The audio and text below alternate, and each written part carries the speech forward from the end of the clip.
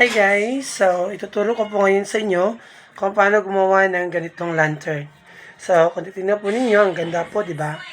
So, sa unang tingin pala akala natin na mahirap, pero madali lang po siya. So, panoorin nyo ito hanggang sa matapos ng video. So, unang-una, kailangan natin ng pattern. So, ang pattern natin is ganito lang po. So, maaari po kayong gumamit ng kahit na anong recyclable materials ng mga cartoon. Basta matigas lang po siya. So, ganito lang po. So, now, kailangan natin ng any colored papers. So, ang kailangan na natin is 5. So, 1, 2, 3, 4, and 5. So, ang gagawin lang po is, ganituhin lang natin. Kung meron kayong colored papers or kahit bond paper, pwede. Itong ginamit ko is A4. So, 5 lang po. So, ito po siya. Hatiin natin siya ng kalahati. Pahaba. And then, pagkatapos is, hatiin ulit natin siya dito. Ganyan. Ayan. So, ganito na po yung kanyang itsura. Ayan. So, after nyan, lagyan natin ng glue dito sa dulo. Dito glue. So, lagyan natin siya ng glue.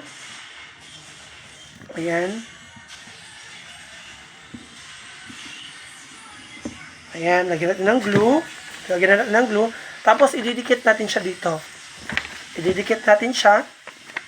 Counting, kaunti lang yung, dapat counting space lang ang mapagdikitan niya. Para hindi makonsume masyado yung kanyang paper. Ayan po, ito na po yung kanyang itsura. So, ganyan. Ayan siya. So, 5. So, gagawin natin yan. Gagawin natin dito is 5. Ayan. So, 5. Colored orange ang ginamit natin. Ayan. So, meron na tayo nito. Ang gagawin natin is, i-fold natin ito ng kalahati. Okay. Okay, parang hindi siya dumikit. Okay, i-fold natin siya ng kalahati. Hindi siya dumikit.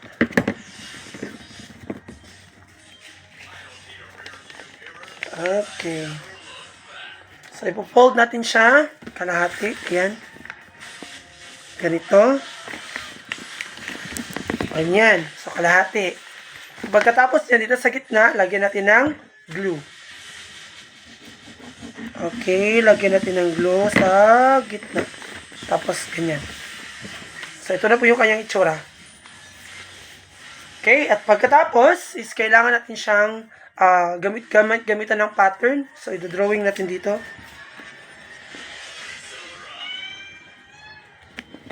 Okay, so ganyan. I-drawing natin.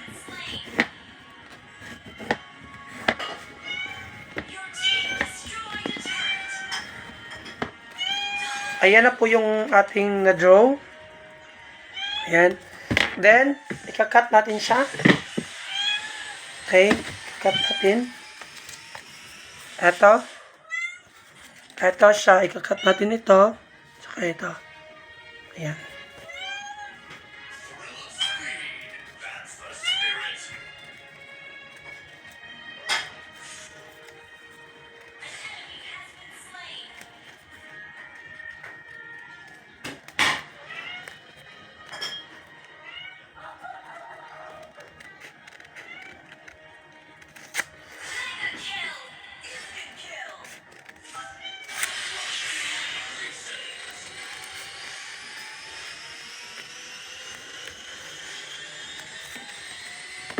Ayan, ika-cut natin siya.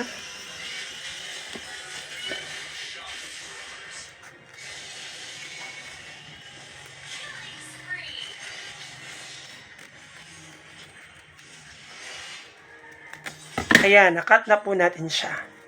So, ito po yung kanyang itsura. Okay, ngayon po ay nagawa na po natin yung 5. Okay, so ito siya. Idikit, pagsama-samahin na natin. Dito, lagyan natin ng glue sa gitna. Okay, dito. Lagyan natin ng glue dito at saka dito. Okay, glue sa gitna. Okay.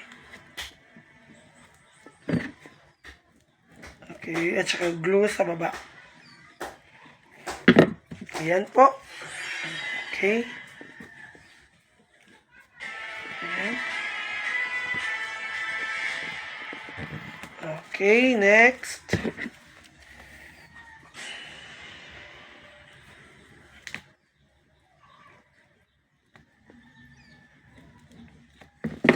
Okay, 5. Pagsama-samahin natin. Okay, ang iba po is 6 ang ginagawa nila. Pero sa akin, sakto lang ang 5.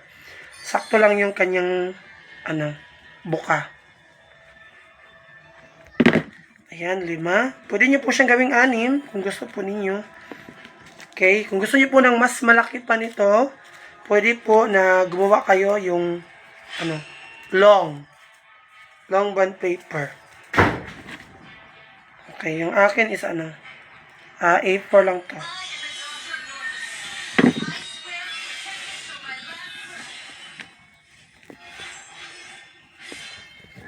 Ayan. Marikit na natin yung 5. So, ang gagawin natin is, ibubuka na natin siya. Kasi siguraduhin na, natuyo na, para hindi mahirap sa pagbuka. Okay din, careful din po kasi sometimes nagdidikit yung ating Okay, yan po, dumidikit siya sa iba. Okay.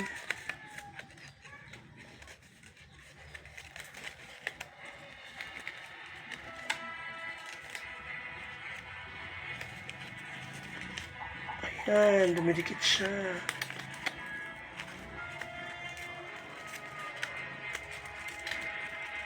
Alright, so ayan.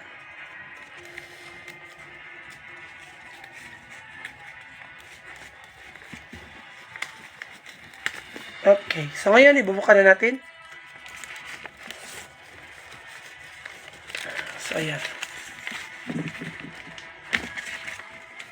Ayan, dumikit siya. Ayan, okay. So ito na po yung kanyang itsura. So bago natin siya ididikit, lagyan muna natin ng glue dito para dumikit siya dun sa kabila.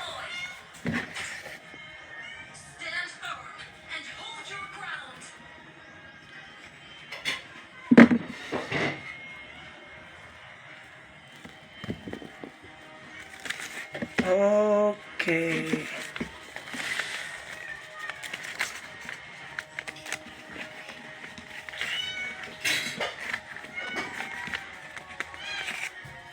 Charan! So, ang ganda-ganda po.